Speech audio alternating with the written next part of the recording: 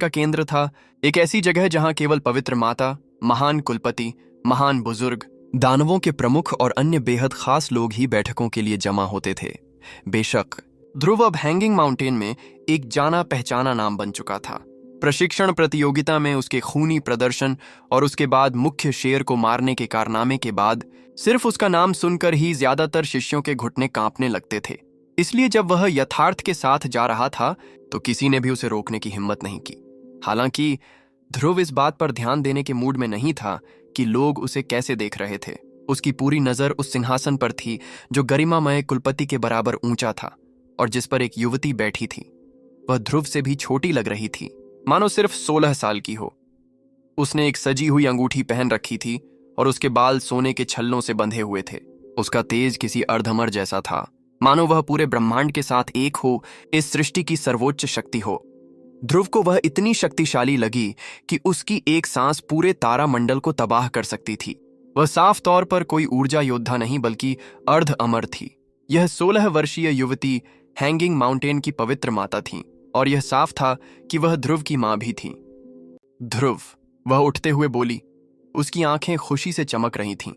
हालांकि उसने अपनी मर्यादा बनाए रखी और शांति से वापस बैठ गई। मैं तुम्हारी मां हूं। 20 साल पहले मैंने तुम्हें समृद्ध हरे भरे महाद्वीप में जन्म दिया था। मैं नहीं चाहती थी कि तुम यहां हैंगिंग माउंटेन के आपसी झगड़ों में फंस जाओ, इसीलिए मैंने तुम्हें हिमेश को सौंप दिया था। मैंने खुद तुम्हें लेने आने की योजना बनाई थी, लेकिन तुम मेरी उम्मीद से कहीं ज्यादा जल्दी बड़े हो गए। मुझे उम्मीद है कि पिछले कुछ सालों में तुम्हारी जिंदगी बहुत मुश्किल नहीं रही होगी। यह कठिन था, लेकिन बहुत ज्यादा नहीं। और सच कहूं तो यह एक वरदान था। मुश्किल जिंदगी ही इंसान को मजबूत बनाती है। जो कुछ हो रहा था उससे ध्रुव का दिल खुशी से धड़क रहा था, लेकिन उसने किसी तरह अपने चेहरे के भावों को शांत रखा। आखिर अगस्त कुलपति मैमथ हेवन वहां था और कई अन्य दानव लोग भी। मैंने हाल ही में प्रशिक्षण प्रतियोगिता में पहला स्थान हासिल किया और इस दौरान कुछ कमजोर, तुच्छ लोगों को मार गिराया। उम्मीद है कि मैंने आपके लिए कोई परेशानी नहीं खड़ी की, मां। कितनी ढीठ। अगस्त कुलपति मैमथ हेवन गुस्से से गरजते हुए खड़ा हो गया। ध्रुव, मैं मान सकता हूं कि तुमने मेरे 2 बेटों को मार दिया। आखिर अमर दुनिया की प्रशिक्षण प्रतियोगिता में तो मौतें होती ही हैं, लेकिन क्या तुम्हें सच में उनके मरने के बाद उनका अपमान करने की इतनी हद तक जरूरत थी? माननीय कुलपति की ओर देखते हुए पवित्र माता ने कहा, हे विशाल स्वर्ग, तुम 2 लोगों की मौत पर इतना गुस्सा क्यों हो? मैंने सुना है कि तुमने बदले में मेरे बेटे ध्रुव को खुद मारने की योजना बनाई थी।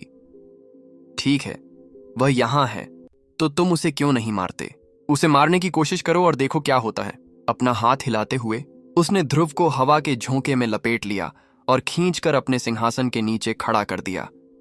जैसे ही उसकी आभा ध्रुव से मिली, उसे उसके खून की प्रकृति का एहसास हुआ। भले ही उसका खून एक देवता के खून में बदल रहा था, फिर भी कुछ बुनियादी चीजें वैसी ही थीं। और अभी उसका खून उसे बता रहा था कि यह व्यक्ति सचमुच उसकी मां है। इसमें कोई संदेह नहीं था। यह सब एक सपने जैसा था। उसने सोचा था कि अपनी मां को ढूंढना एक लंबा और मुश्किल सफर होगा, जिसमें असंभव काम और अप्रत्याशित हालात होंगे। महान कुलपति की प्रतिक्रिया का इंतजार किए बिना पवित्र माता ने ध्रुव की ओर मुड़कर कहा, चिंता मत करो ध्रुव, अब तुम मेरे साथ हो और स्वर्ग या पृथ्वी पर कोई भी तुम्हें नुकसान नहीं पहुंचा पाएगा। उसकी आंखों में कोमलता और प्यार साफ दिख रहा था। बहुत बहुत शुक्रिया मां। हालांकि चिंता मत करो, मैं अपना ख्याल खुद रख सकता हूं। अगर यह महान कुलपति विशाल स्वर्ग मुझे मारने की कोशिश भी करे तो भी मैं खुद को संभाल लूंगा। ध्रुव अब एक बड़ा आदमी बन चुका था और निश्चित रूप से वह पहले जैसा भावुक बच्चा नहीं था, इसलिए उसने अपना चेहरा शांत और आत्मविश्वास से भरा रखा। महानायक, महाकाव्य गाथा के एक विशालकाय बुजुर्ग ने चिल्लाकर कहा, हो सकता है कि आपने उस प्रतियोगिता में पहला स्थान हासिल किया हो, लेकिन इसका मतलब यह मत समझिए कि आप महान कुलपति का अपमान कर सकते हैं। ऐसा करना यहाँ हैंगिंग माउंटेन में एक अपराध है और अगर जरूरत पड़ी तो हम आपको सबसे क्रूरतम सजा देंगे। अचानक पवित्र माता की आंखों से एक तेज पवित्र प्रकाश फूटा और उस विशालकाय वृद्ध पर टूट पड़ा। तुम खुद को क्या समझते हो? मैं माननीय कुलपति से बात कर रही हूं, इसलिए अपना काम करो। इससे पहले कि बुजुर्ग कुछ प्रतिक्रिया कर पाते, उन्हें पीछे की ओर धकेल दिया गया। उनके मुंह से खून निकलने लगा और उनकी आंखें डर से चमकने लगीं। पवित्र मां, मैमथ हेवन चिल्लाया। उसकी असली ऊर्जा उमड़ रही थी। क्या तुम हम मैमथ लोगों से झगड़ा करने आई हो? पवित्र माता धीरे से अपने सिंहासन पर बैठीं और फिर बहुत शांत और हल्के स्वर में बोलीं, मैं कोई झगड़ा नहीं कर रही। मैं तुम्हें चेतावनी दे रही हूं। अगर तुमने मेरे बेटे मैमथ हेवन के साथ कुछ भी किया तो तुम मेरी साधना के स्तर को जानते हो। मैं पहले एक तानाशाह अर्ध अमर थी, लेकिन एकांत साधना के अपने सत्र में मैं एक प्रमुख अर्ध अमर बन गई। क्या तुम सच में सोचते हो कि तुम मेरे बराबर हो? अगर अमर विश्व सभा इसे अस्वीकार न करती तो मैं तुम्हें अभी मार देती और तुम्हारे सभी मैमथ वंश का सफाया कर देती। खैर, तुम किसका इंतजार कर रहे हो? करो, मेरे बेटे को मारने की कोशिश करो। प्रधान अर्धअमर, क्या तुमने सचमुच तोड़ दिया? कांपते हुए गौरवशाली कुलपति अपने सिंहासन पर वापस बैठ गए।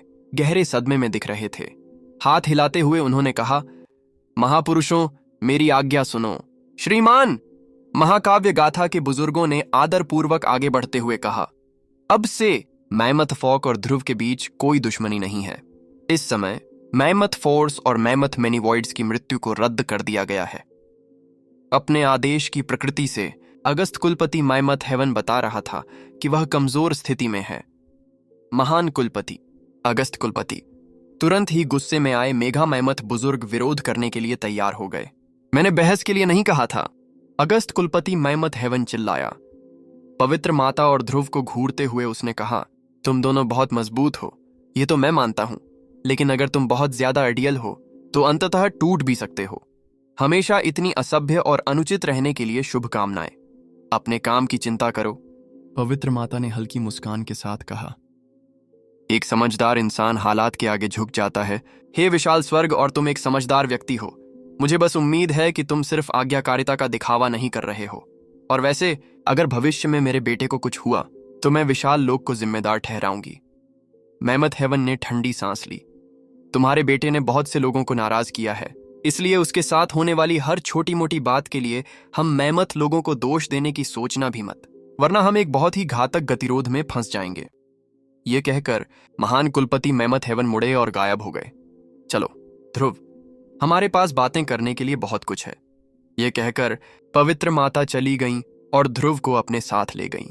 ध्रुव की नजरें पल भर के लिए धुंधली हो गईं और फिर उसने खुद को स्वर्ग से परे कहीं एक दिव्य पर्वत पर पाया।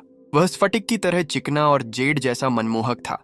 दरअसल वह जेड का एक महाद्वीप जैसा था, जेड के पेड़ों से भरा हुआ, यहां तक कि तरल जेड से बना एक महासागर भी। और वह चकाचौंध भरी रोशनी से भरा हुआ था, जहां एक भी परछाई नहीं थी।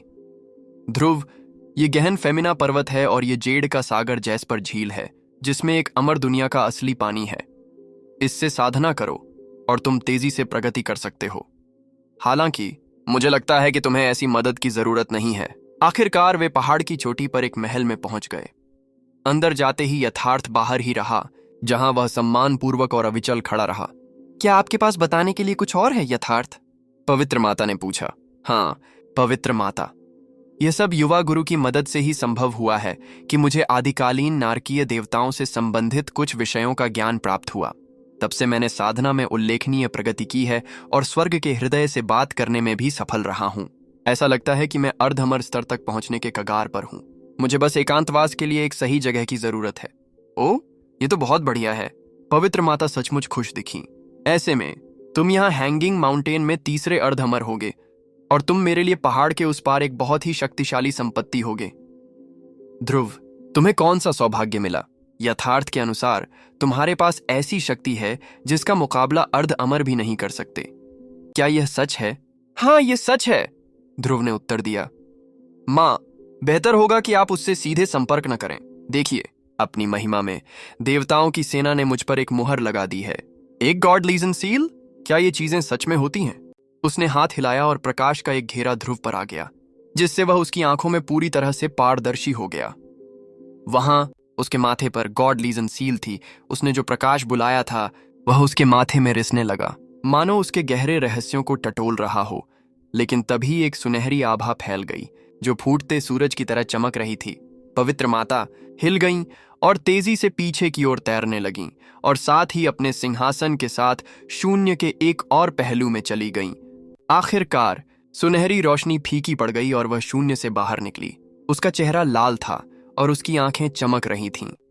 ध्रुव, मैं एक प्रधान अर्ध अमर भी उस शक्ति से बचाव करने के लिए पर्याप्त शक्तिशाली नहीं हूं।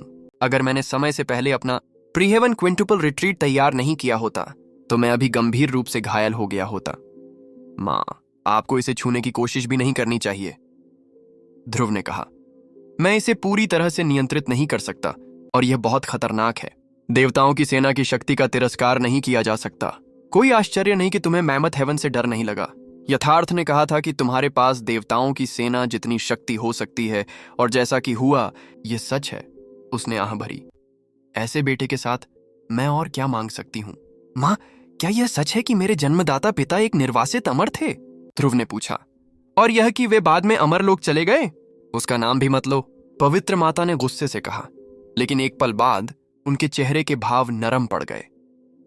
वह दुनिया का सबसे क्रूर और निर्दयी इंसान है। वह तुम्हारा पिता है। हां, बस इससे ज्यादा कुछ नहीं। जब मैं उससे मिली थी तब मेरे पास प्राचीन और दुर्लभ गहन नारकीय मातृ सत्तात्मक शरीर था। उसी ने मुझे लाल धूल वर्णक्रमीय स्वप्न हृदय सूत्र दिया था, जो पहली नजर में एक अद्भुत उपहार लगा।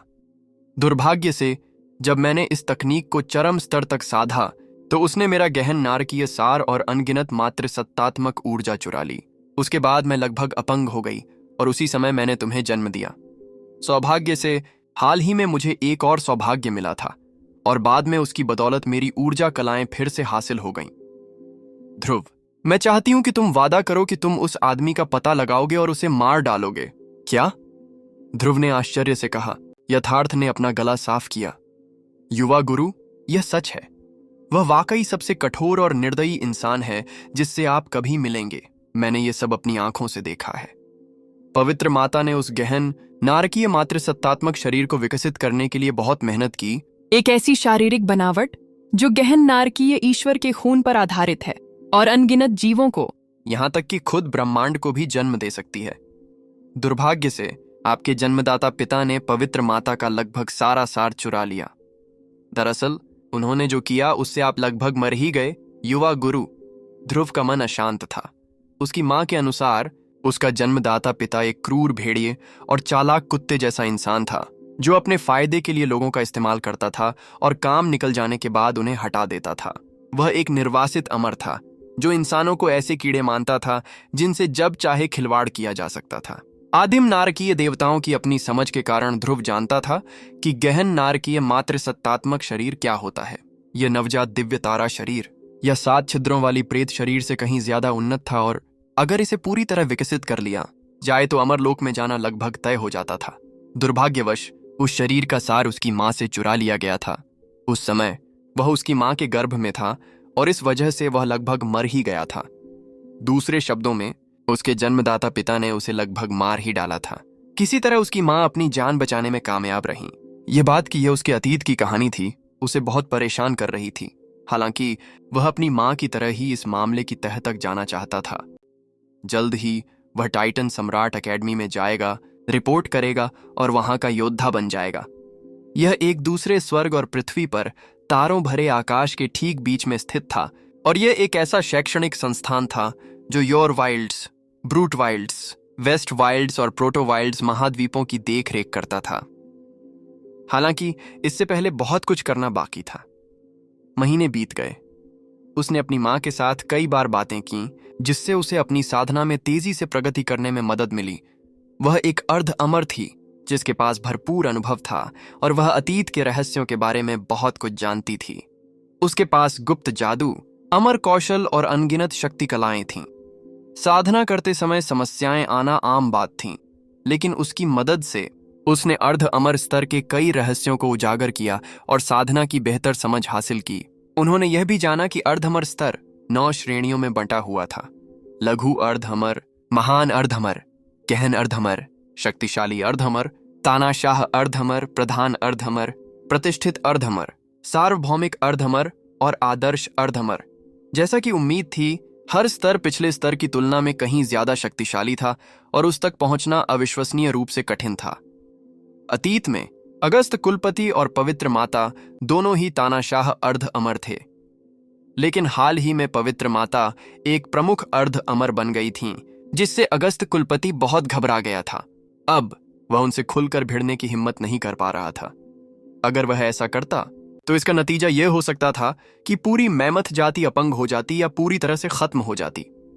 एक दिन पवित्र माता ने कहा, ध्रुव, मुझे लगता है कि मैंने तुम्हें वह सब कुछ बता दिया है जो मैं बता सकती थी। तुम्हारा शरीर मेरे पुराने गहन नारकीय मातृसत्तात्मक शरीर से कहीं बेहतर है। आगे चलकर तुम्हें अपनी साधना के लिए केवल खुद पर ही निर्भर रहना होगा। जब तुम टाइटन सम्राट एकेडमी में पहुंचो तो अपनी पढ़ाई जारी रखो, लेकिन साथ ही यह भी देखो कि क्या तुम अपने पिता और उनके ठिकाने के बारे में जानकारी हासिल कर सकते हो। वहां पहुंचने के बाद तुम्हारा जीवन शायद और भी जटिल हो जाएगा। अमर दुनिया चाहती है कि 4 वन्य जीव फिर से एक हो जाएं और हैंगिंग माउंटेन इसी का एक हिस्सा है। दुर्भाग्यवश चीजों की बड़ी योजना में हम बहुत शक्तिशाली नहीं हैं। जब एकीकरण होगा तो इसमें स्वर्ग को हिला देने वाले, धरती को हिला देने वाले बदलाव होंगे। असल में मैं अपना पद भी खो सकती हूँ और किसी और की सेवा कर सकती हूँ। टाइटन सम्राट एकेडमी में तुम जितने मजबूत बनोगे, हम इन हालात से निपटने के लिए उतने ही बेहतर ढंग से तैयार होंगे।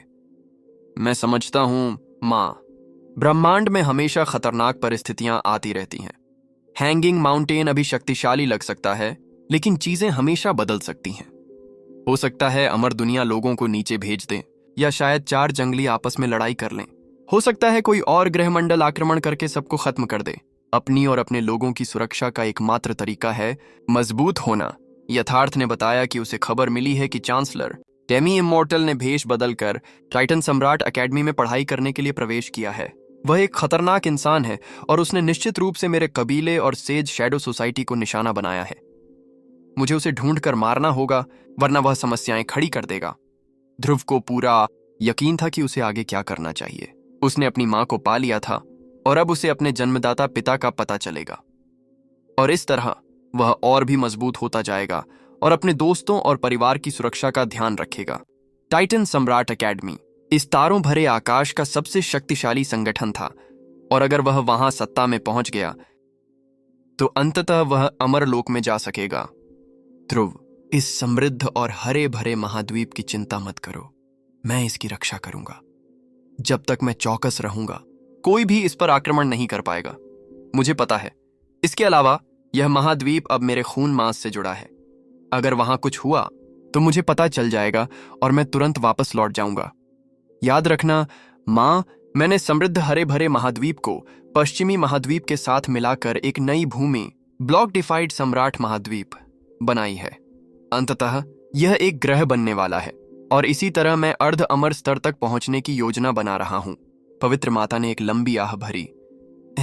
ध्रुव, कुछ मायनों में यह अफसोस की बात है कि तुम्हें देवताओं की पौराणिक सेना से विरासत मिली है। तुम्हारी साधना सामान्य से अलग है और मेरे पास तुम्हारी मदद करने का कोई रास्ता नहीं है। ठीक है मां, मैं समझता हूं कि अपनी साधना को आगे बढ़ाने के लिए मुझे खुद पर निर्भर रहना होगा। आपको इसकी चिंता करने की कोई जरूरत नहीं है। मैं अंततः टाइटन सम्राट एकेडमी में एक उच्च पद प्राप्त करूंगा और यह सुनिश्चित करूंगा कि आप अंततः हैंगिंग माउंटेन के सर्वोच्च शासक बने। मैं अपने जन्मदाता पिता का पता लगाऊंगा और यह सुनिश्चित करूंगा कि आप दोनों के बीच का मनमुटाव हमेशा के लिए सुलझ जाए। आप जानती हैं, जहां तक मेरा सवाल है, मेरे केवल एक ही पिता होंगे और वह हैं हिमेश। उम्मीद है कि आप उनसे मिलने के लिए समय निकाल पाएंगी। उसने एक पल सोचा, फिर बोली, बहुत बढ़िया, मैं ब्लॉक डिफाइड सम्राट महाद्वीप से मिलने जाऊंगी और मैं उसे महान ड्रैगन स्तर तक पहुंचने में भी मदद करूंगी। इन सब की चिंता मत करो ध्रुव। बहुत बहुत शुक्रिया मां। वहां मेरे भाई बहनों का एक पूरा समूह है जो बहुत प्रतिभावान और वफादार हैं। यह देखते हुए कि वे मेरे कितने करीब रहे हैं, वे भी मदद के हकदार हैं। पवित्र माता ने सिर हिलाया। मुझे पता है कि आपने कई शपथधारी भाई बहनों को साथ लिया है और वे युवराज के खिलाफ आपके साथ खड़े हुए हैं। मैं उनका मार्गदर्शन करने के लिए कुछ लोगों को भेजूंगी। जब तक आप टाइटन सम्राट एकेडमी से वापस आएंगे, तब तक वे सभी महान ड्रैगन बन चुके होंगे। वह बढ़ा चढ़ाकर नहीं बोल रही थी। समृद्ध सुंदर महाद्वीप में महान ड्रैगन वास्तविक पौराणिक प्राणी थे, लेकिन हैंगिंग माउंटेन में वे केवल कुलीन थे, और पवित्र माता एक भयानक प्रधान अर्ध अमर थीं।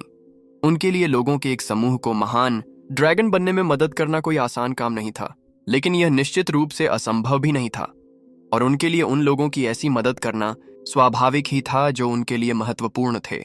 इसके अलावा देवसेना मुहर को छोड़कर वह ध्रुव से कहीं ज्यादा शक्तिशाली थीं। देवसेना मुहर एक ऐसी चीज थी जिससे अमर भी डर जाते थे, और इसीलिए इसे ध्रुव की वास्तविक शक्ति या युद्ध क्षमता के स्तर के हिस्से के रूप में गिनना सही नहीं था। इसके लिए शुक्रिया मां। अब मैं काफी बेहतर महसूस कर रहा हूं। मुझे लगता है कि अब समय आ गया है कि मैं टाइटन सम्राट एकेडमी जाऊं। वह खड़ा हो गया। अलविदा। जरा रुको, वहां बहुत से लोग तुम्हें नुकसान पहुंचाने की साजिश रच रहे हैं। मुझे लगता है कि बेहतर होगा कि मैं तुम्हें खुद टाइटन सम्राट एकेडमी तक ले जाऊं। तुमने प्रशिक्षण प्रतियोगिता जीतकर सबका ध्यान खींचा है, और इन सब से बढ़कर तुम्हारे पास अमर संहारक राजा की विरासत है। वैसे ध्रुव, क्या तुम्हारे पास असली पदक है? यह एक शक्तिशाली वस्तु है जो निश्चित रूप से तुम्हें अंतहीन मुसीबतों में डाल देगी। अमर संहारक राजा के उत्तराधिकारी हमेशा हिंसक मौत मरते हैं। दरअसल प्राचीन योर वाइल्ड्स के जमाने से लेकर अब तक किसी ने भी पदक के सभी टुकड़े इकट्ठा नहीं किए हैं। जब भी कोई उन्हें इकट्ठा करना शुरू करता है, वे एक तेज लपट के साथ उठते हैं और अंत में जलकर खत्म हो जाते हैं। मेरे पास असल में विरासत का पदक नहीं है, ध्रुव ने समझाया। राजकुमार को मारने के बाद मैं उनके सामान की जांच कर रहा था, और मेरे हाथ में आने से पहले ही वह उड़ गया। मेरी समझ से अगर पदक रखने वाला कोई मारा जाता है तो वह सहज ही किसी दूसरे स्वामी की तलाश में निकल जाएगा। इसके अलावा मां, मुझे अमर संहारक राजा से किसी विरासत की जरूरत नहीं है। सच, कहानियों के अनुसार राजा अमरवधक ने 3000 चिलियोकौसम लोगों पर जीत हासिल की, लेकिन क्योंकि उसने देवताओं की सेना की महिमा का अपमान किया, इसीलिए उसे मार डाला गया। चूंकि तुम्हारे पास ईश्वरीय सेना की मुहर है, इसलिए तुम अंततः राजा अमरवधक के किसी भी स्तर को पार कर जाओगे। ठीक है, तो क्यों ना हम अब टाइटन सम्राट एकेडमी की ओर चलें? मां, तुम्हें खुद को परेशान करने की कोई जरूरत नहीं है। मुझे पता है कि बहुत से लोग मुझे मारना चाहते हैं, लेकिन सच कहूं तो मुझे इसकी कोई चिंता नहीं है। जो लोग बिना मेहनत किए ताकतवर बन जाते हैं, वे हमेशा कूड़े के ढेर में ही रहते हैं। इसके अलावा अब जब तुम्हें गॉड लीजन सील के बारे में पता चल गया है, तो तुम्हें पता है कि जो कोई भी मुझे मारने की कोशिश करेगा वह मर जाएगा। असल में मैं ये देखने के लिए उत्सुक हूं कि कौन मुझ पर वार करने की हिम्मत करेगा। तुम सचमुच बड़े हो रहे हो ध्रुव। अगर तुम्हें इस बात का पूरा यकीन है तो मैं तुम्हें साथ नहीं ले जाऊंगा। जाओ, जब तुम्हारे पास समय हो तो हैंगिंग माउंटेन तक खबर भेजकर मुझे बताना कि तुम कैसी हो। मैं करूंगा। मां, अलविदा। ध्रुव धुंधला होकर एक के बाद एक कई छवियों में खो गया जो शून्य में विलीन हो गईं। अब चूंकि वह एक महान ड्रैगन था, इसलिए अपने देवदूत पंखों से वह जो गति प्राप्त कर सकता था वह अद्भुत थी। दरअसल उन्होंने माइमथ मैनीवॉइड्स के साथ अपनी लड़ाई में उनका इस्तेमाल भी नहीं किया था, और फिर भी जीत गए थे। ध्रुव के जाने के बाद यथार्थ प्रकट हुआ और पवित्र माता को प्रणाम किया। पवित्र माता, युवा गुरु सचमुच अपना नाम कमा रहे हैं। मुझे लगता है कि भविष्य में वे अकल्पनीय शक्ति का प्रयोग करेंगे। तुम सही कह रहे हो। यही वजह है कि मैं चैन से रह सकती हूं। क्या आपको कोई बात परेशान कर रही है पवित्र माता? युवा स्वामी के पास गॉड लीजन सील है, जो किसी प्राचीन कहानी जैसी है। योर वाइल्ड्स के युग में भी ऐसे बुजुर्ग अमर थे जिन्होंने कभी उसे देखा तक नहीं था। उस सील के साथ मुझे लगता है कि युवा स्वामी किसी भी विरोधी से सुरक्षित होंगे। क्या आप इस बात से चिंतित हैं कि उन्हें इतना अपार सौभाग्य क्यों प्राप्त हुआ? तुम्हें अंदाजा भी नहीं है कि वह मुहर असल में कितनी शक्तिशाली है। मेरे बेटे पर उसके पड़ने का कोई ना कोई कारण जरूर है। नश्वर हैंगिंग माउंटेन में लड़ाई झगड़े कभी कभी टाले जा सकते हैं, लेकिन अमर लोकों में नहीं। जब स्वर्ग में अमर प्राणी लड़ते हैं तो वह हमेशा घातक होता है और मौतें आम हैं। अभी यह कहना असंभव है कि देवताओं की सेना का कौन सा सदस्य इस सब के पीछे है। वैसे भी देवताओं के लिए हमारा हैंगिंग माउंटेन कुछ भी नहीं है। अगर हैंगिंग माउंटेन ऐसे उच्चतर प्राणियों के मामलों में घसीटा गया तो वह धूल में मिल सकता है। असल में 4 वन्य और टाइटन सम्राट स्वर्ग का भी यही हश्र हो सकता है। वह देव सेना मुहर साबित करती है कि मेरा बेटा देवताओं की सेना के किसी शक्तिशाली प्राणी से जुड़ा है। बहुत संभव है कि वह व्यक्ति अभी भी उस पर नजर रख रहा हो। दरअसल हो सकता है कि अमर लोक भी इसमें शामिल हों और वे अंततः कार्रवाई करेंगे। यथार्थ सतर्क रहो। जल्द ही अमरलोक निश्चित रूप से एक आदेश जारी करने वाला है। ऐसा कहकर पवित्र माता ने सोचना शुरू किया और उनके चेहरे पर मिलीजुली भावनाएं उभर आईं। ध्रुव अविश्वसनीय गति से विशाल तारों वाली नदी में तेजी से आगे बढ़ रहा था। ब्रह्मांड एक विशाल जगह थी और अनगिनत ग्रह तथा अन्य खगोलीय पिंड उसके आगे से गुजर रहे थे, जबकि वह लगभग प्रकाश की गति से आगे बढ़ रहा था। कुछ ग्रह विशाल थे, आत्मिक ऊर्जा से भरे हुए और आत्मिक पत्थरों व अयस्कों से भरे हुए थे। स्वाभाविक रूप से ऐसे स्थानों पर अक्सर मनुष्य, राक्षस, शैतान या अन्य जीव रहते थे जो साधना कर सकते थे। उसने अनगिनत महाद्वीप, यहां तक कि तारों भरे आकाश में तैरते शहर भी देखे। अजीब बात यह थी कि जैसे जैसे वह टाइटन सम्राट पदक में अमर मानचित्र का अनुसरण करता गया, उसे एहसास हुआ कि जिन ग्रहों के पास से वह गुजरा उनकी संख्या बढ़ती जा रही थी और वे अधिक व्यस्त और अस्त व्यस्त होते जा रहे थे। एक से ज्यादा बार उसे प्राचीन ग्रहों के ऐसे नेटवर्क मिले जो वर्म होल और टेलीपोर्टेशन पोर्टल्स से जुड़े हुए थे, एक तरह का गठबंधन जो सेज शैडो महाद्वीप, क्वेकडॉन महाद्वीप और हैंगिंग माउंटेन के कुल योग से भी बड़ा था। आखिरकार इतने सारे ग्रह हो गए कि वह एक नदी जैसा लग रहा था। यह जगह तारों भरे आसमान की राजधानी जैसी थी, जबकि ध्रुव का घर अनभिज्ञ देहाती लोगों का घर था। क्या यह ग्रहीय नदी फोर वाइल्ड्स ग्रहीय प्रणाली का केंद्र है? मैं अब निश्चित रूप से पूर्व योर वाइल्ड्स महाद्वीप में नहीं हूं। हैंगिंग माउंटेन और उसके आसपास की हर चीज से बना ग्रह तंत्र कभी योर वाइल्ड्स महाद्वीप का हिस्सा था, जो अतीत में एक समृद्ध स्थान होने के बावजूद यूफोरिया के नर्क द्वारा आक्रमण करके नष्ट कर दिया गया था। तब से यह पूरा स्थान पतन की स्थिति में है। 4 वन्य जीवों में से अन्य, जिनमें प्रोटो वन्य, ब्रूट वन्य और वेस्ट वन्य शामिल थे, विनाश से बच गए थे और आगामी हजारों वर्षों तक फलते फूलते रहे। 4 वन्य प्रदेशों की देखरेख टाइटन सम्राट स्वर्ग द्वारा की जाती थी और उन 4 महान महाद्वीपों के मध्य में एक केंद्रीय क्षेत्र था जहां टाइटन सम्राट अकेडमी स्थित थी। यह हैंगिंग माउंटेन से इतनी दूर था कि एक निम्न स्तरीय महान ड्रैगन, जो अंतरिक्ष समय वर्महोल पर निर्भर था, को वहां पहुंचने में 1000 साल लग सकते थे, शायद 10,000 भी। केवल 8वें चरण, बिना सीमा वाले चरण में एक महान ड्रैगन के पास ही संभवतः ऊर्जा कलाएं और सच्ची ऊर्जा होगी जो इतनी असीम होगी कि वह उस प्रकार की उड़ान को बनाए रख सके जो ऐसी यात्रा को संभव बनाती है। अब तक ध्रुव की साधना का आधार 8वें चरण के महाड्रैगन से भी आगे निकल चुका था और यह बात उसके देवदूत पंखों के लिए विशेष रूप से सच थी। उन पंखों का एक छोटा सा फड़फड़ाना भी उसे कई ग्रहों से आगे ले जा सकता था। यह गति सामान्यतः केवल 9वें चरण के महाकाव्य गाथा ड्रैगन द्वारा ही प्राप्त की जा सकती थी और जो अर्ध अमर स्तर के करीब थी। यात्रा करते हुए ध्रुव ने तरह तरह के अद्भुत दृश्य देखे। विशाल स्वर्गीय वृक्ष अंतरिक्ष में तैर रहे थे, जिनकी जड़ें शून्य की गहराइयों में दूर तक फैली हुई थीं। ये वृक्ष वास्तव में अपने आप में एक संसार थे जिनमें अनगिनत मनुष्य और राक्षस रहते थे। उन्होंने ऐसी चीजें देखीं जो हैंगिंग माउंटेन के पास मौजूद नहीं थीं, जिससे यह साबित हुआ कि ब्रह्मांड कितना व्यापक और विविध है। अंततः वह एक ऐसे स्थान पर पहुंच गया जहां अनगिनत फलते फूलते ग्रह घनीभूत थे। वहां उसने चारों ओर देखने के लिए प्रभु की आंख खोली। अचानक दुनिया के प्रति उसका नजरिया बदल गया। अब वह देख सकता था कि वहां एक केंद्रीय ग्रह मंडल था जिसमें चारों दिशाओं में तारों भरी नदियां फैली हुई थीं। साथ ही वहां अत्यंत प्राचीन और जंगली आभा मंडल भी मौजूद थे। पूर्व, पश्चिम और दक्षिण की आभाएं भव्य, अद्वितीय और अत्यंत शक्तिशाली थीं।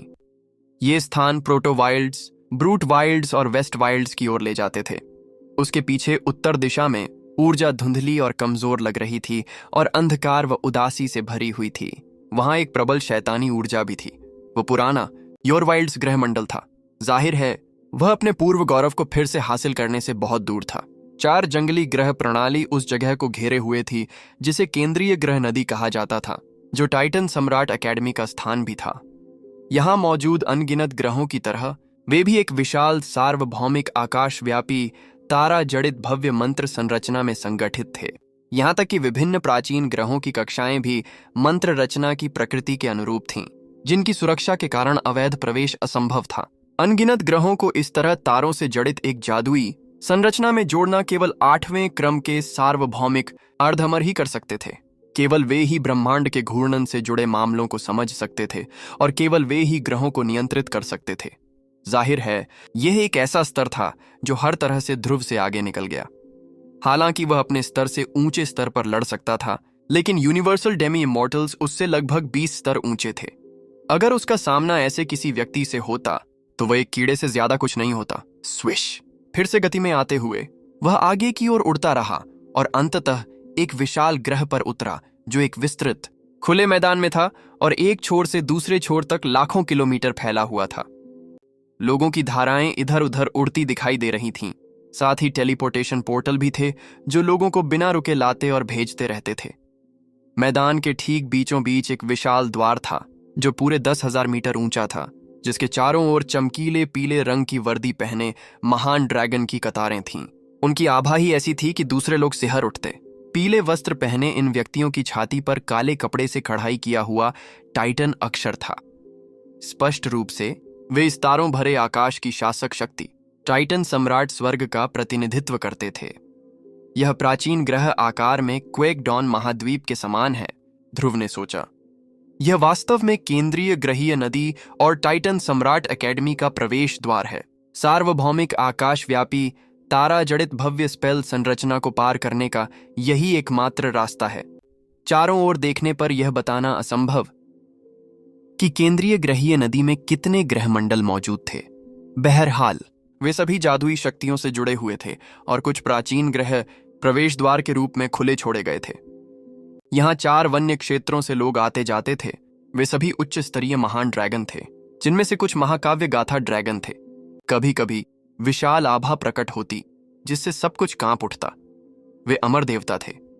जब वे आते तो बाकी सभी लोग सिर जोड़कर ईर्ष्या से फुसफुसाते। यहां तक कि यहां केंद्रीय ग्रहीय नदी में भी अमर देवता सर्वत्र पूजनीय थे। 4 वन्य जीवों के विशेषज्ञ अरबों खरबों विभिन्न ग्रहों से आए थे और उनमें मनुष्य व दानव दोनों शामिल थे। विशाल जनसंख्या को देखते हुए महान ड्रैगन्स की वास्तव में कोई खास गिनती नहीं थी। जैसे ही ध्रुव गेट के पास पहुंचा, पीले कपड़े पहने एक युवक आगे बढ़ा। तुम कौन हो? अपनी पृष्ठभूमि और ऊर्जा कलाएं बताओ और कर चुकाओ। केंद्रीय ग्रहीय नदी में प्रवेश करने का यही एकमात्र रास्ता है। जो कोई भी नियमों का उल्लंघन करेगा और अवैध रूप से प्रवेश करने की कोशिश करेगा, उसे तुरंत मार डाला जाएगा। क्या ऐसा है? ध्रुव ने कहा।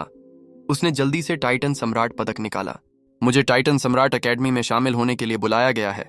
क्या मैं सचमुच एक आगंतुक माना जाऊंगा? क्या टाइटन सम्राट पदक? युवा महान ड्रैगन को अपनी आंखों पर यकीन नहीं हो रहा था। पदक का ध्यानपूर्वक अध्ययन करने के बाद उन्होंने अपने एक साथी से नजरें मिलाईं और फिर कहा, अच्छा, अगर यह टाइटन सम्राट पदक वाला कोई नया योद्धा नहीं है, बधाई हो। अब सेंट्रल प्लैनेटरी रिवर और 4 वाइल्ड्स में आपका बहुत ऊंचा स्थान है। एकेडमी के लीजेंडरी योद्धा भी साधारण महान ड्रैगन्स को हरा सकते हैं। यहाँ रक्षक के रूप में हमारा काम टाइटन सम्राट पदकों के साथ आने वाले योद्धाओं का स्वागत करना है। मेरे साथ आओ, मैं सब कुछ व्यवस्थित कर दूंगा और एकेडमी में पंजीकरण में आपकी मदद करूंगा। ऐसा कहकर युवक ने द्वार को ढकने वाली प्रकाश की चमकदार ढाल को खोला और फिर ध्रुव को अंदर ले गया। द्वार के पार अनगिनत अंतरिक्ष समय वर्महोल थे जो केंद्रीय ग्रहीय नदी में खुलते थे। वह नदी अनगिनत विशाल ग्रहों से बनी थी जो शहरों, महलों वगैरह जैसे थे। उनके बीच विशाल समुद्र तैर रहे थे और पूरी जगह एक पवित्र क्षेत्र जैसी लग रही थी जिसे आम लोग नहीं बना सकते थे। यहाँ तक कि अंतरिक्ष के कुछ जटिल पहलू भी थे जिन्हें भगवान की आंख भेद नहीं सकती थी। पीले कपड़ों वाला युवक उसे एक खास वर्म होल में ले गया और उन्हें एक शहर तक ले गया। यह शहर एक पूरे ग्रह को काटकर बनाया गया था और सड़कों, चौराहों, मैदानों और अनगिनत विशाल इमारतों से भरा हुआ था। यह एक विशाल जगह थी। इस शहर को सैनेटस कहते हैं और यह सेंट्रल प्लैनेटरी रिवर के 30,000 प्रमुख शहरों में से एक है। ये 30,000 शहर टाइटन सम्राट एकेडमी को घेरे हुए हैं और इन पर शहर के मजिस्ट्रेटों का राज है जो एकेडमी के कुलीन और सहायक योद्धा हैं। आप यहाँ कुछ दिनों के लिए आराम क्यों नहीं करते जब तक कि टाइटन सम्राट एकेडमी फिर से नहीं खुल जाती? उसके बाद आप एक गुरु लेने जा सकते हैं। ठीक है, ध्रुव ने ठंडे दिमाग से जवाब दिया, क्योंकि ऐसा करने का कोई और कारण नहीं था। देखते ही देखते वह शहर के कुछ 100 किलोमीटर अंदर एक सुंदर आंगन में पहुंच गया। यह खाली था लेकिन आत्मिक ऊर्जा से भरा हुआ था। यहां तक कि सजावटी चट्टानों को भी संप्रभु श्रेणी के आत्मिक पत्थरों से सजाया गया था। ध्रुव बैठ गया और आराम करने लगा। अगर तुम्हें कोई दिक्कत हो तो बस आवाज लगाना, रक्षक ने कहा। फिर वह गायब हो गया। सैनेटस के बीचों बीच शहर के मजिस्ट्रेट के महल में वह युवा महान ड्रैगन जो ध्रुव के लिए इंतजाम कर रहा था अब एक निजी कमरे में था। एक और युवक से बात कर रहा था जो शहर का युवा मालिक सैनेटस मैक्सिमस था। युवा मालिक, आखिरकार हमारे पास टाइटन सम्राट पदक वाला कोई आया। उसे मनाने में थोड़ी मेहनत लगी लेकिन मैंने उसे धोखे से हार्ट डेविल आंगन में आराम करने के लिए मना लिया। अब मुझे क्या करना चाहिए? बहुत बढ़िया, सैनिटस मैक्सिमस ने जवाब दिया। अब मुझे आखिरकार टाइटन सम्राट एकेडमी में शामिल होने का मौका मिलेगा। टाइटन सम्राट स्वर्ग 4 वाइल्ड्स में शीर्ष योद्धाओं को ढूंढने के लिए प्रशिक्षण प्रतियोगिताएं आयोजित कर रहा है ताकि उन्हें वे पदक दिए जा सकें, लेकिन वे बदमाश टाइटन सम्राट एकेडमी में योद्धा बनने के लायक नहीं हैं। मैं बस इस शख्स से उसका पदक छीन लूंगा और आखिरकार एक योद्धा के रूप में अपनी जगह पक्की कर लूंगा। ठीक है, मैं सब कुछ संभाल लूंगा। हालांकि अगर उसने खुद टाइटन सम्राट पदक हासिल किया है तो उससे निपटना आसान नहीं होगा, और अगर यह बात बाहर निकल गई कि सैनिटस ने टाइटन सम्राट एकेडमी के नियमों को तोड़ा तो यह बहुत बड़ी मुसीबत खड़ी कर सकता है। सैनिटस मैक्सिमस हंसा। चिंता मत करो, मेरे पास उसे पूरी तरह से गायब करने का एक तरीका है। ध्रुव ने चारों ओर देखते हुए सोचा, इस आंगन में कुछ अजीब है। ऐसा करने पर उसे एहसास हुआ कि इस जगह के बीचों बीच एक भूमिगत जादू टोना बना हुआ है और उसमें से एक अजीब शैतानी ऊर्जा निकल रही है। इसके अलावा आंगन में लगे पौधे भी अलग अलग लय में झूम रहे थे। एक साधारण व्यक्ति आसानी से इन उतार चढ़ावों में फंस जाता और जल्द ही अपनी दिशा खो देता। अचानक आंगन में स्थित एक झील से जितर संगीत की ध्वनि निकली, एक ऐसी शैतानी धुन जो मन में गहराई तक उतर गई। उसी समय कई सुंदर अमर स्त्रियां उड़कर बाहर आईं और षटकोणीय पुष्प पंखुड़ियां बिखेरने लगीं, जिनकी 6 भुजाएं 6 इंद्रिय सुखों के अनुरूप थीं। शैतानी संगीत बहुत आकर्षक था और जहां तक फूलों की बात है, वे 6 सुख शैतान ऑर्किड थे। ठंडी सांस लेते हुए ध्रुव ने अपना हाथ हिलाया, जिससे आंगन में ड्रैगन प्रकाश फैल गया। फिर सब कुछ ड्रैगन आग में बदल गया और शैतानी हवा गायब हो गई।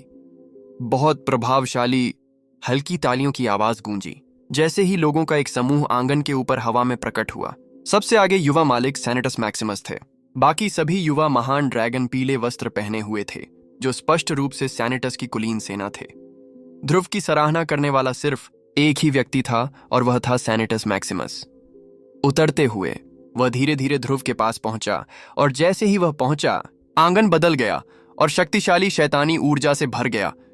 तुम ताकतवर हो, इसलिए मुझे लगता है कि तुम्हें टाइटन सम्राट पदक मिलना कोई आश्चर्य की बात नहीं है।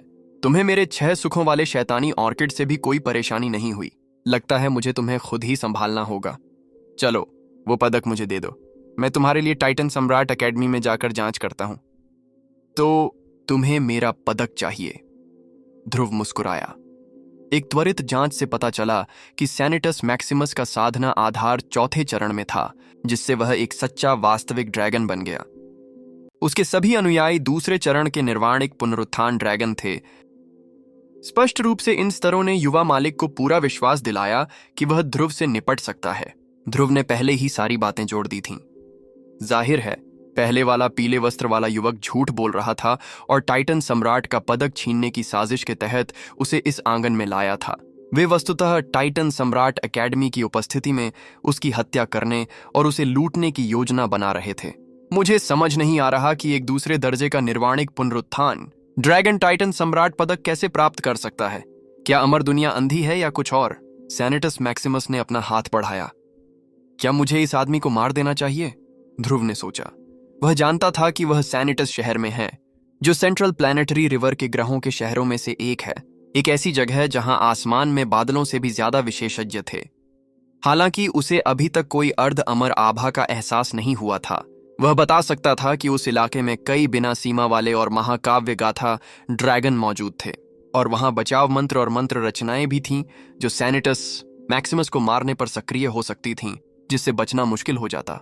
वूश! जब वह इन सब मामलों पर विचार कर रहा था, सैनिटस मैक्सिमस ने हमला कर दिया।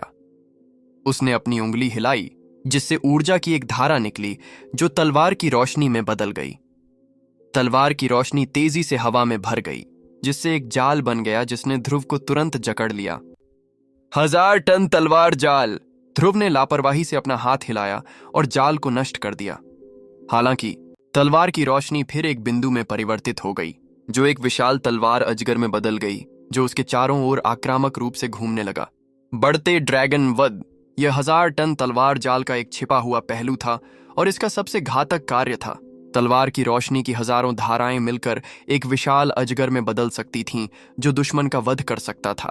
तलवार का अजगर यिन और यांग दोनों की शक्ति से टिमटिमाता हुआ घूमता था। इस तरह की चाल तलवारबाजी की ऐसी तकनीक थी जिसका इस्तेमाल सिर्फ तलवारबाजी के शीर्षस्थ महारथी ही कर सकते थे। ये मैमथ फोर्स, लायन हाईटॉवर या डेमोनफॉक के अन्य युवा सरदारों की किसी भी चाल से कहीं ज्यादा अविश्वसनीय थी। स्पष्टतः यह सेनेटस मैक्सिमस उस प्रकार का व्यक्ति था जो अपने स्तर से ऊंचे लोगों से लड़ सकता था और उन्हें मार सकता था, और फिर भी यह एक तलवार तकनीक थी जिसे ध्रुव ने विशेष रूप से चिंताजनक नहीं पाया। तलवार वाला ड्रैगन उसके चारों ओर घूम गया, फिर उसकी रक्षात्मक वास्तविक ऊर्जा से टकराया, जिससे एक गड़गड़ाहट भरी आवाज गूंज उठी। लगता है मुझे इस समूह को मार ही डालना चाहिए। अगर मैंने उन्हें अपना टाइटन सम्राट पदक दे दिया तो बात फैल जाएगी और फिर मेरे लिए सब ठीक नहीं रहेगा। पलक झपकते ही ध्रुव की हत्या की नीयत जाग उठी। जैसे ही वह आगे बढ़ने ही वाला था, तलवार की रोशनी की एक और किरण प्रकट हुई जो आसमान से अविश्वसनीय गति से गिर रही थी। गिरते ही वह कई छोटी छोटी लटों में बंट गई और साथ में तेज गड़गड़ाहट की आवाजें भी। तलवार की ऊर्जा बिना किसी चेतावनी के आई, और इससे पहले कि कोई कुछ प्रतिक्रिया दे पाता, वह सेनेटस मैक्सिमस के चारों ओर खड़े पीले वस्त्रधारी महान ड्रैगन्स की ओर चली गई। फिर चीखें गूंज उठीं और वे टुकड़े टुकड़े हो गए और पीछे हरे धुएं के गुब्बार के अलावा कुछ नहीं बचा। वहां कौन है? सेनेटस मैक्सिमस चिल्लाया। अपनी तलवार की ऊर्जा को वापस अपने अंदर खींच लिया और फिर सतर्कता से चारों ओर देखने लगा। युवा गुरु सेनेटस, तुम में बहुत हिम्मत है। तुम्हें अच्छी तरह पता है कि यह ध्रुव टाइटन सम्राट पदक लेकर सेंट्रल प्लैनेटरी नदी पर आया था, लेकिन उसे रिपोर्ट करने में मदद करने के बजाय तुम उसका पदक चुराने की कोशिश कर रहे हो। यह टाइटन सम्राट एकेडमी के नियमों का खुला उल्लंघन है। हरे कपड़े पहने और चौड़ी शंखवाकार बांस की टोपी पहने एक युवक प्रकट हुआ। उसके हाथों में कोई हथियार नहीं था और वह 20 साल से ज्यादा उम्र का नहीं लग रहा था। हालांकि उसकी ऊर्जा कलाओं के स्तर को देखते हुए वह शायद उससे कहीं ज्यादा उम्र का था। आखिरकार उसके चारों ओर घूमती तलवार की ऊर्जा मानो स्वर्ग से आई एक तलवार थी जो हजारों दूसरी तलवारों और तकनीकों पर विजय पा सकती थी। उसके वहां प्रकट होने मात्र से ही आसपास का आंगन ढह गया। जादू टोना, मिट्टी, सब कुछ पिघल गया। तुम कौन हो? सेनेटस मैक्सिमस ने कुछ कदम पीछे हटते हुए पूछा। जाहिर है यह नया आदमी खतरनाक था। इससे कोई फर्क नहीं पड़ता कि मैं कौन हूं। तुमने टाइटन सम्राट एकेडमी के कानून तोड़े हैं, इसीलिए तुम मौत के हकदार हो। तुम्हें और तुम्हारे भ्रष्ट कबीले को मौत की सजा सुनाई जाती है। असल में यह पूरा शहर नक्शे से मिट जाने लायक है। उसने धीरे से ऊपर देखा, जिससे उसके तराशे हुए चेहरे और जिंदगी की कई मुश्किलों से गुजरी आंखों का पता चला। दरअसल ऐसा लग रहा था मानो इंसानी जिंदगी के सारे दुख और तकलीफें उसके चेहरे पर साफ दिखाई दे रही हों। अपनी आभा के आधार पर वह 5वें चरण के प्रकाश राजा ड्रैगन थे, और फिर भी निश्चित रूप से उनके भीतर अधिक शक्ति छिपी हुई थी। अपना हाथ रोको। गड़गड़ाहट। ऊर्जा का एक विस्फोट एक वर्महोल में बदल गया, जिसमें से एक बूढ़ा आदमी निकला जो साफ तौर पर सेनेटस मैक्सिमस जैसा दिखता था। उसकी आभा लगभग एप हेवन हेलवे जैसी थी, जिससे वह 9वें चरण का विशेषज्ञ बन गया। एक महाकाव्य गाथा ड्रैगन। ये कोई और नहीं बल्कि सेनेटस का मुख्य मजिस्ट्रेट था। वह सेंट्रल प्लैनेटरी नदी के 30,000 महान शहरों में से एक का नेता था, और उसके साथ कई 8वें चरण के बिना सीमा वाले ड्रैगन थे जो शहर के प्रमुख बुजुर्ग थे। तुम कौन हो? टाइटन सम्राट एकेडमी के योद्धा? हरे कपड़े पहने युवक को घूरते हुए उसने कहा। तुम्हें सेनेटस में किसी को भी मारने का क्या अधिकार है? वे लोग मेरे कुलीन रक्षक थे। तुम सेनेटस वालों में बहुत हिम्मत है। तुमने कानून का खुलेआम उल्लंघन किया है, इसलिए मौत भी तुम्हारे अपराधों को नहीं मिटा सकती। मुझे पूरा शक है कि तुम्हें अपने बेटे की इस योजना के बारे में पता नहीं था कि वह हत्या करके टाइटन सम्राट पदक हासिल करेगा और फिर उसके साथ टाइटन सम्राट एकेडमी में शामिल हो जाएगा। वह झूठ बोल रहा है पिताजी, सेनेटस मैक्सिमस ने कहा। मैं ऐसा नहीं कर रहा था। मैं अभी इस नए योद्धा का स्वागत कर रहा था। तभी मुझे एहसास हुआ कि वह चुपके से सेनेटस से खजाने चुराने की कोशिश कर रहा था। जाहिर है मुझे उसे ऐसा करने से रोकना ही था। ध्रुव को तो यकीन ही नहीं हो रहा था कि यह युवा मालिक इतना बेशर्म हो रहा है। तो बात ऐसी ही है, मुख्य मजिस्ट्रेट सेनेटस ने सिर हिलाते हुए कहा। यह एक गलत फहमी है नौजवान। अब तुम्हें सच्चाई पता चल गई है। यह नया व्यक्ति ही यहाँ का अपराधी है। सुनो, मैं टाइटन सम्राट एकेडमी का योद्धा था और वहां के कई बुजुर्गों से मेरी अब भी दोस्ती है। तुम असल में कौन हो? एकेडमी में कई सोसाइटी हैं। तुम किस सोसाइटी से हो? तुम इस कानून तोड़ने वाले को हिरासत में क्यों नहीं लेते और उसका टाइटन सम्राट मेडल जब्त क्यों नहीं कर लेते? सही और गलत को उलट दो, काले को सफेद कर दो। हरे कपड़े पहने युवक हंसा। तुम बिल्कुल यही कर रहे हो। तुम्हारी जुबान बहुत तेज है, लेकिन मुझे सच पता है। माफ करना, तुम टाइटन सम्राट एकेडमी के नियम तोड़कर आजाद नहीं हो सकते। तुम्हारा बेटा आज मर जाएगा। क्या अविश्वसनीय दुस्साहस है, सिटी मजिस्ट्रेट सैनिटस चिल्लाया। ठीक है, मुझे दिखाओ कि तुम मेरे बेटे को मारने की योजना कैसे बना रहे हो। लगता है टाइटन सम्राट एकेडमी के तुम योद्धा हर दिन और भी पागल होते जा रहे हो। तुम 5वीं सीढ़ी के एक तुच्छ प्रकाश राजा ड्रैगन हो, जो तुम्हें टाइटन सम्राट एकेडमी के योद्धाओं के बीच शर्मनाक रूप से कमजोर बनाता है, और फिर तुम सैनिटस में समस्याएं पैदा करने की हिम्मत कैसे कर रहे हो? हरे रंग के कपड़े पहने युवक हंसा। अज्ञानी हमेशा बहुत बहादुरी से काम लेते हैं। ठीक है, मुझे लगता है कि अब समय आ गया है कि तुम्हें दिखाया जाए कि टाइटन सम्राट एकेडमी के योद्धा वास्तव में क्या करने में सक्षम हैं। रहस्यमय सिद्धांत उत्तरी तारों से आते हैं। बैंगनी रंग की अरोरा गहन प्रभु को बुलाती है। महान दाउस गोधूली बेला को चीर देते हैं। स्वर्गीय तलवार पूर्व स्वर्ग का विकास करती है। अचानक उसके पीछे एक लंबी तलवार प्रकट हुई, जिसकी धार पर एक कछुआ और एक सांप बना हुआ था। जैसे ही वह प्रकट हुई, वह हवा में लहराने लगी और अपने 72 उभार बनाते हुए नदियों की तरह बहने लगी। गड़गड़ाहट, एक दिव्य तलवार दुनिया में आ गई थी। बांस की टोपी वाला यह युवक केवल 5वें पायदान पर था, लेकिन वह 9वें पायदान पर मौजूद किसी व्यक्ति पर घातक हमला कर रहा था। तुरंत ही पूरा विश्व तलवारों के एक अराजक आदिम क्षेत्र में बदल गया। इस बिंदु पर सिटी मजिस्ट्रेट सैनिटस का चेहरा उतर गया और वह स्पष्ट रूप से कांपने लगे। प्रीहेवन गॉड्सवर्ड तकनीक, यही प्रीहेवन गॉड्सवर्ड तकनीक है। क्या आप अजय समाज से हैं? अचानक वह एक महाकाव्य गाथा ड्रैगन के ऊर्जा क्षेत्र के साथ प्रस्फुटित हुआ। ड्रैगन वशीकरण ड्रैगन क्षेत्र। उनका ड्रैगन क्षेत्र विस्तृत, गहन और अजगर के समान रहस्यमय था। पलक झपकते ही क्षेत्र में तलवार की इच्छा को बंद कर दिया गया। चूंकि आप मेरी प्रीहेवन गॉड्सवर्ड तकनीक को पहचानते हैं, तो आपको यह चाल भी जाननी चाहिए। असंख्य तलवार पैतृक अभिसरण। ड्रैगन के प्रभुत्व से पूरी तरह से अप्रभावित हरे रंग के युवक ने अचानक तलवार की इच्छा की धाराएं, यहां तक कि उसके रोम छिद्रों से भी उत्सर्जित करना शुरू कर दिया, जो आकाश में गरजते हुए 10,000 तलवारों का रूप ले लिया। हर तलवार ऐसे चलती थी मानो किसी महान दांव के अनुरूप हो, और वे दिव्य प्राणियों की अलौकिक कृतियों जैसी दिखती थीं। पलक झपकते ही 10,000 तलवारें निकल आईं। गड़गड़ाहट, ड्रैगन वशीकरण ड्रैगन डोमेन बिखर गया। 9वें चरण के महाड्रैगन का राज्य 5वें चरण के महाड्रैगन ने नष्ट कर दिया था। ये कौन सी तलवारबाजी थी जो ऐसा कर सकी? जाहिर है, हरे रंग का यह युवक एक अद्भुत व्यक्ति था। ड्रैगन क्षेत्र के नष्ट हो जाने के बाद हरे वस्त्र पहने युवक ने हवा में एक चमकदार सफेद तलवार की रोशनी छोड़ी, जो सीधे सैनिटस मैक्सिमस पर वार करने के लिए निकली। सैनिटस मैक्सिमस ने कुछ देर तक चीखने के बाद अंततः वह पिघल गया और धुएं के एक हरे रंग के गुब्बार के अलावा कुछ नहीं रह गया। मेरा बेटा! सिटी मजिस्ट्रेट सैनिटस चिल्लाया। इस बिंदु पर हरे रंग के कपड़े पहने युवक ने ध्रुव की ओर रुख किया। चलो छोटे भाई, उसने विचार संचरण के माध्यम से कहा। मैं अजय सोसाइटी से 17वां तलवार हूं और मालिक ने मुझे तुम्हें लेने के लिए यहां भेजा है। तलवार 17? ध्रुव ने जवाब दिया। उसे समझ नहीं आ रहा था कि क्या हो रहा है। अजय समाज, तुम्हारे मालिक ने तुम्हें मुझे लेने भेजा है। तुम ध्रुव हो, है ना? 17वीं तलवार ने कहा। वही आदमी जिसने हैंगिंग माउंटेन में उन विशालकाय जानवरों को मारा था, प्रशिक्षण प्रतियोगिता का विजेता, मुख्य सिंह का हत्यारा, जो 8वीं सीढ़ी का बिना सीमा वाला ड्रैगन था। हमने यहाँ टाइटन सम्राट एकेडमी में तुम्हारे बारे में सुना है, और मेरे मालिक अजय समाज के नेता तुम्हारे आने का इंतजार कर रहे थे। वह तुम्हें हमारे समाज में शामिल होने के लिए मनाना चाहते थे, इससे पहले कि कोई और तुम्हें भर्ती करे। तुम जैसे प्रतिभाशाली व्यक्ति को खोना हमारे समाज के लिए शर्म की बात होती। किसने सोचा होगा कि सैनिटस मैक्सिमस वास्तव में तुम्हारा टाइटन सम्राट पदक चुराने की कोशिश करेगा? ये एक ऐसा अपराध है जिसके बारे में सोचकर ही मुझे गुस्सा आ जाता है। तो हम सिटी मजिस्ट्रेट को यहीं छोड़ दें और अजय सोसाइटी में चले जाएं? ध्रुव ने पूछा। बिल्कुल, चलो चलें। स्विश, वे दोनों हवा में उड़ गए। अरे तुम कहाँ जा रहे हो?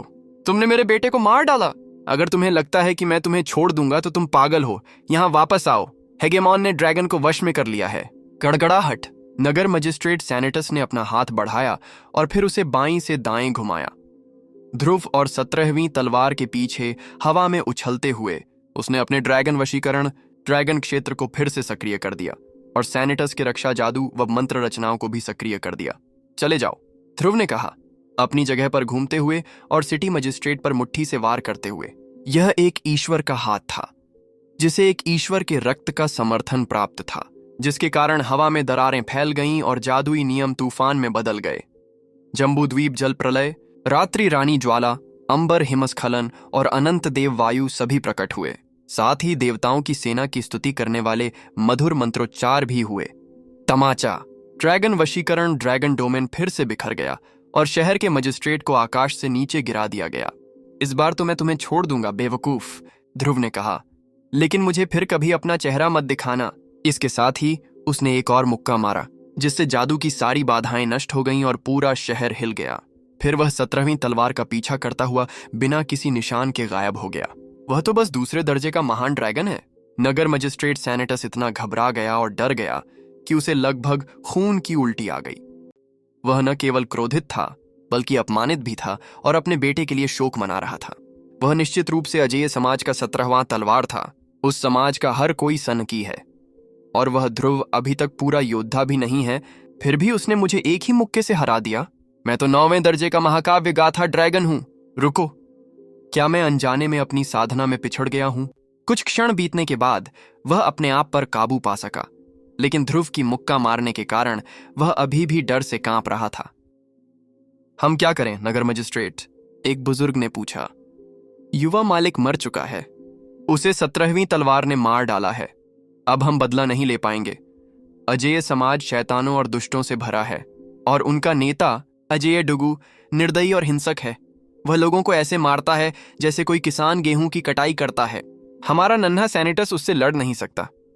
मैं अपने बेटे की मौत के लिए उन दोनों को बख्शने वाला नहीं हूं, सिटी मजिस्ट्रेट ने गुर्राते हुए कहा।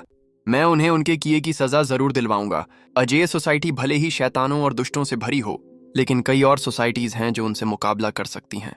17वीं तलवार ध्रुव को एक विशाल वर्महोल में ले गई। ग्रह उड़ते हुए गुजरे और पलक झपकते ही वे एक ऐसे स्थान पर पहुंच गए जहां स्वर्ग के बीचों बीच एक विशाल मंदिर परिसर तैर रहा था। उसके ऊपर हवा में मंडराते 3 विशाल पात्र अमर लोकों की लिपि में लिखे थे, टाइटन सम्राट एकेडमी, कनिष्ठ भाई। जैसे ही हमारे मालिक अजेय डुगु ने आपके कार्यों के बारे में सुना, वे आपको भर्ती करना चाहते थे। सच तो यह है कि जब युद्ध शक्ति और क्षमता की बात आती है तो अजेय सोसाइटी टाइटन सम्राट एकेडमी में सर्वश्रेष्ठ है। और भी प्रभावशाली नाम वाली सोसाइटी हैं, जैसे heavens origin society, the ultimate world society, Dev और डिविनिटी सोसाइटी वगैरह। ये सभी हमारे प्रतिद्वंदी माने जा सकते हैं और हम सभी हमेशा शीर्ष प्रतिभाओं को भर्ती करने की तलाश में रहते हैं। कनिष्ठ भाई, आपने अभी अभी सिटी मजिस्ट्रेट सैनिटस को एक ही मुक्का मारकर आसमान से गिरा दिया, जो बिल्कुल अविश्वसनीय था। जब मालिक इसके बारे में सुनेंगे तो बहुत प्रसन्न होंगे। 17वीं तलवार अपनी बातचीत में बहुत स्पष्ट और ईमानदार लग रहा था। दरअसल ऐसा लग रहा था मानो वे दोनों बरसों से दोस्त और सहपाठी रहे हों। ध्रुव के लिए यह बहुत ही आश्चर्यजनक था। पहली बार किसी ने उसे इस तरह भर्ती करने की कोशिश की थी। 17वीं तलवार के प्रदर्शन को देखते हुए ध्रुव को मानना पड़ा कि अजेय समाज प्रभावशाली लग रहा था। 17वीं तलवार किसी भी तरह से नगर मजिस्ट्रेट से कमतर नहीं लग रहा था। अपने हाथ के एक इशारे से ही उसने उस आदमी के बेटे को मार डाला, जो उनके बीच 4 मंजिलों के अंतर को देखते हुए कोई आसान काम नहीं था। ध्रुव निश्चित रूप से इस अजेय सोसाइटी के बारे में अधिक जानने में रुचि रखता था। अब उसकी आंखों के सामने जो दृश्य था वह सुंदर वास्तुकला का एक विशाल परिसर था, जिसका कोई अंत नहीं था। दरअसल जिस तरह से यह अनंत काल तक चलता हुआ प्रतीत हो रहा था, उससे यह लगभग एक भ्रम सा लग रहा था। हालांकि यह कोई भ्रम नहीं था, यह टाइटन सम्राट एकेडमी था, जहां प्राचीन काल से ही शीर्षस्थ विशेषज्ञ एकत्रित होते रहे थे। यहां तक कि आदिम अराजकता के ज्येष्ठ अमर प्राणियों को भी इस अमर एकेडमी का पालन करना पड़ता था। जूनियर भाई देखो, वह आगे ही अजेय सोसाइटी है। 17वीं तलवार ने एक कागजी ताबीज निकाला, जिससे वह महलों के क्षेत्र में प्रवेश करता था। फिर ध्रुव को एक खास इमारत तक ले गया जो पत्थर से बनी थी। हालांकि यह बताना नामुमकिन था कि वह किस तरह का पत्थर था। वह धब्बेदार था, मानो उम्र के कारण, और उस पर खून के धब्बे भी थे, मानो अनगिनत शैतान देवताओं का उसके सामने वध किया गया हो। पूरे स्थान पर कुछ बहुत ही दबंगई थी। 17वीं तलवार महल के बाहरी आंगन में उतरी और चिल्लाई, बड़े भाई बड़ी बहन, मैं हैंगिंग माउंटेन प्रशिक्षण प्रतियोगिता की विजेता को यहाँ लाया हूँ। ये ध्रुव है। क्या आप कुछ समय से दूर थे छोटे भाई? तो आखिरकार आप उसे पा ही गए? एक युवती प्रकट हुई। उसके हाथ में एक स्क्रॉल बुक थी और वह भव्य शाही पोशाक पहने हुए थी। वह शांत और शिक्षित लग रही थी, मानो उसने कोई ऊर्जा कला का अभ्यास ही न किया हो। हालांकि ध्रुव को लगा कि यह एक नाटक था और उसके अंदर लगभग असीमित शक्ति थी। यह बड़ी 16वीं बहन है और 17वीं तलवार ने समझाया। वैसे हमारी अजेय सोसाइटी में सभी सोसाइटीज की तुलना में सबसे कम सदस्य हैं। मालिक को छोड़कर हम केवल 17 हैं। मैं हम सब में सबसे निचली रैंक की हूं। बहुत जल्द कनिष्ठ भाई आप 18वें सदस्य बन जाएंगे। 17वीं तलवार अचानक हंस पड़ी। अरे, आखिरकार कोई तो होगा जो मुझसे भी नीचे रैंक का होगा। क्या? ध्रुव ने आश्चर्य से कहा। अजेय सोसाइटी में केवल 17 सदस्य हैं और यह पूरे टाइटन सम्राट एकेडमी में शीर्ष सोसाइटी है। रुको, टाइटन सम्राट एकेडमी 4 वन्य ग्रह प्रणालियों को नियंत्रित करता है और अस्तित्व में शीर्ष शैक्षणिक संस्थान है। और अजेय सोसाइटी के नाम से ही लगता है कि इसमें शीर्ष विशेषज्ञों और प्रतिभाओं की भरमार है। इसमें केवल 17 सदस्य कैसे हो सकते हैं? ध्रुव सचमुच उलझन में था। सेनेटस की घटना से भी यह समझना संभव था कि केंद्रीय ग्रह नदी कैसी थी। आखिरकार सेनेटस के सभी रक्षक महान ड्रैगन थे। उसे याद आया कि उसकी मां ने उसे बताया था कि टाइटन सम्राट एकेडमी में आकाश के बादलों से भी ज्यादा विशेषज्ञ हैं और महान ड्रैगन्स का एक विशाल सागर है जो आकाश के तारों जितना है। और अब उसे बताया जा रहा था कि इस कथित अजेय समाज में मालिक के अलावा केवल 18 सदस्य हैं। ध्रुव को यह संख्या बहुत कम लग रही थी। तुम समझ नहीं रहे कनिष्ठ भाई, 17वीं तलवार बोली। हमारे अजेय समाज ने अपनी प्रतिष्ठा बहुत सारे सदस्यों की बदौलत नहीं अर्जित की। मालिक ने कभी भी किसी दोयम दर्जे के योद्धा को स्वीकार नहीं किया। हमारे समाज का हर व्यक्ति अपने आप में प्रकृति की एक शक्ति है, यहां तक कि मैं भी। अर्ध अमर स्तर से नीचे का कोई भी व्यक्ति मुझे मार नहीं सकता। हम ऐसे घटिया मूर्खों को क्यों चाहेंगे जो अपने स्तर से ऊंचे लोगों से भी नहीं लड़ सकते? ये संसाधनों की बड़ी बर्बादी होगी, है ना? वह बिल्कुल सही कह रहे हैं, 16वीं बड़ी बहन ने कहा। वैसे ध्रुव, हालांकि यह सच है कि मालिक चाहते हैं कि तुम 18वीं योद्धा बनो, फिर भी तुम्हें स्कूल के प्रवेश समारोह में भाग लेना होगा, तभी तुम किसी सोसाइटी में शामिल हो पाओगी। आज हम तुम्हें यहाँ सिर्फ इसलिए लाए हैं ताकि समय आने पर तुम्हें हमारे साथ जुड़ने के लिए मना सकें। मालिक ने किसी नए व्यक्ति को स्वीकार किए हुए बहुत समय हो गया है। जब भी वे ऐसा करते हैं तो टाइटन सम्राट एकेडमी में और यहाँ तक कि पूरे 4 वाइल्ड्स में भी ये एक बड़ी बात होती है।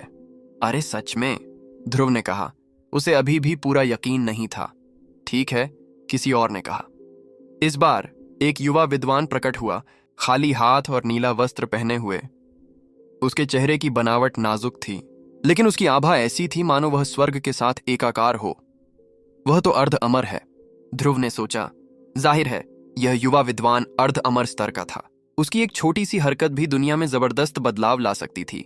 यह 10वां बड़ा भाई यान वेई है, 17वीं तलवार बोला। बड़े भाई से लेकर 10वां बड़ा भाई तक सभी अर्धअमर हैं। क्या? ध्रुव ने कहा। रुको, अगर शीर्ष 10 अमर हैं तो समाज का मुखिया कितना शक्तिशाली है? छोटे कनिष्ठ भाई, तुम्हें इसके बारे में जानने के लिए मालिक से व्यक्तिगत रूप से मिलने तक इंतजार करना होगा, 10वें बड़े भाई यान वेई ने कहा। पहले से समझाने की कोशिश करने से कोई फायदा नहीं होगा। खैर, बात यह है कि हमारा अजेय समाज केवल शीर्ष प्रतिभाशाली लोगों को ही सदस्य के रूप में स्वीकार करता है। हमारे आदरणीय मालिक ने हैंगिंग माउंटेन में प्रशिक्षण प्रतियोगिता के दौरान आपके प्रदर्शन के बारे में सुना और वे बहुत प्रभावित हुए।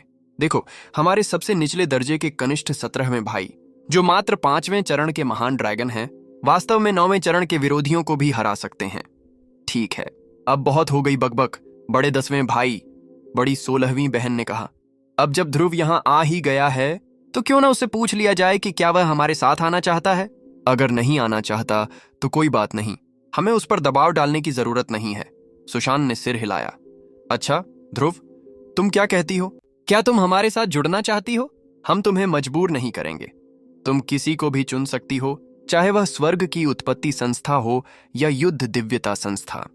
ऐसी संस्थाओं के लाखों सदस्य होते हैं, कभी कभी तो अरबों भी। वे मूलतः सेनाएं होती हैं। अगर तुम ऐसी हो जिसे अपने आसपास बहुत से लोग पसंद हों तो कोई बात नहीं। इसका मतलब बस इतना है कि हम नियति से जुड़े नहीं हैं। ध्रुव ने एक पल सोचा, फिर सिर हिलाया। ठीक है, मैं शामिल हो जाऊंगा। ये सच था कि अजय सोसाइटी के सदस्य कम थे, लेकिन वे सभी असाधारण व्यक्ति थे। और ऐसा लगता था कि उनके मालिक अजय डुगु एक बहुत ही अनोखे व्यक्ति थे। 10वें बड़े भाई सुशांत का चेहरा मुस्कुराहट से खिल उठा। ठीक है, चलो प्रवेश समारोह में चलते हैं।